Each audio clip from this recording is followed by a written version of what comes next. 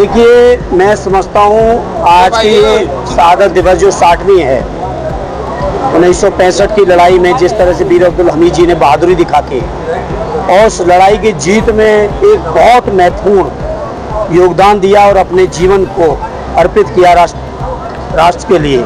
मैं समझता हूँ सभी के लिए प्रेरणा इस बात की है, जो नौजवान हैं, जो राष्ट्र प्रेमी है, जो देश प्रेमी है, सभी के लिए प्रेरणा के केंद्र हैं। और मैं धन्यवाद दूंगा परवेज भाई को, ज़ोहेल भाई को, उनके फादर को कि उन्होंने मुझे मौका दिया इस शहादत दिवस पे आके उनको श्रद्धा सुमन अर्पित करने का। उसके लिए मैं परवेज साहब और पूरे परिवार को, समिति को धन्यवाद देता हूँ। सांसद जी, इन दिनों जो है जैसा कि पड़ोसी देश नेपाल में जो देख रहे हैं, कुछ दिन पहले बांग्लादेश में हुआ और अब नेपाल में, क्या लग रहा है अब इससे जो भारत कितना सुरक्षित रहेगा? देखिए, देश के आसपास शांति रहनी चाहिए। मैं समझता हूँ चाहे कोई भी देश हो, लंका हो, बांग्लादेश हो या नेपाल हो, हम तो यही कामना करेंगे कि देश के आसपास जितने भी पड़ोसी हैं सब अमन, चैन और शांति रहे, तो ही हम लोगों को भी सुकून रहेगा। और मैं समझता हूँ भारत सरकार और जिम्मेदार लोग इन चीज़ों पर अध्ययन कर रहे होंगे। जैसा कि अभी पिछले दिनों जो ट्रंप साहब के द्वारा जो टैरिफ लगाए गए हैं, लेकिन अब जो ट्रंप के जो सुर बदल गए और मोदी को दोस्त बता रहे हैं और बात करने की बात कर रहे हैं। देखिए, व्यक्तिगत दोस्ती का लाभ हमारे 140 करोड़ देशवासियों को मिलना चाहिए। उन्होंने दोस्ती से इनकार पहले भी नहीं किया था, लेकिन देशवासियों के ऊपर टैरिफ लगा दिया और टैरिफ इतना लगा दिया कि कई व्यापार चौपट हुए। अगर हम लोग और आप गाजीपुर में बैठे हैं, बगल में भदोई में देखिए किस तरह से व्यापार चौपट हुआ है। और तमाम क्षेत्रों में जहां अमेरिका में एक्सपोर्ट होता था इंडिया से, व्यापार चौपट हुआ है, वो नहीं होना चाहिए। और दोस्ती अच्छी बात है, लेकिन इस दोस्ती का लाभ देशवासियों को भी मिले। अभी आप लोग जैसे बिहार में वोट चोरी के मामले बात चल रही है, गाजीपुर में भी नया मामला है कि राज्य निर्वाचन आयोग ने एक पत्र भेजा है जिसमें उसने बताया कि गाजीपुर में 7.5 लाख जो है डुप्लीकेट वोटर या सस्पेंडेड वोटर है। अब ये आप पूछिए, आखिर अगर हैं तो बनाए किसने, कब के बने, यह नियत क्या है इनकी?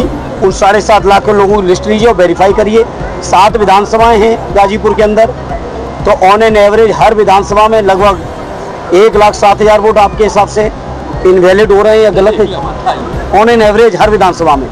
आप सोचिए, यही हम लोग लगातार कह रहे हैं, ये वोट चोरी करना चाहते हैं, ये भूमिका तैयार कर रहे हैं। अभी 7.5 लाख वोट गलत बताएंगे, फिर 7.5 लाख वोट समाजवादियों के काटेंगे।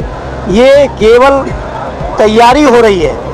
और मैं चुनाव आयोग को कहूँगा कि जो संवैधानिक आपको दायित्व है, उस दायित्व पर रहिए, किसी सरकार की कठपुतली न बनिए, क्योंकि जब कभी जांचें होंगी तो सरकारें भी नहीं बचाएंगी। फिर जी, जिस तरह से राष्ट्रपति का चुनाव का रिजल्ट आया, क्या लगता है विपक्ष कितना बन? विपक्ष की मौजूदगी आपने देखी नहीं? पहले राष्ट्रपति के चुनाव जब हुए थे पिछली बार, उपराष्ट्रपति कब कितना % वोट मिला था और आज कितना % मिला है? पूरा विपक्ष बहुत मजबूती के साथ, एकजुटता के साथ आपके सामने है। और विपक्ष का जो संघर्ष चल रहा है, चाहे वो SIR के लिए संसद में चला हो, चाहे बिहार में तमाम जो जन आंदोलन शुरू हुए, और ज़रूरत पड़ेगी तो उत्तर प्रदेश में पीछे नहीं रहेगा।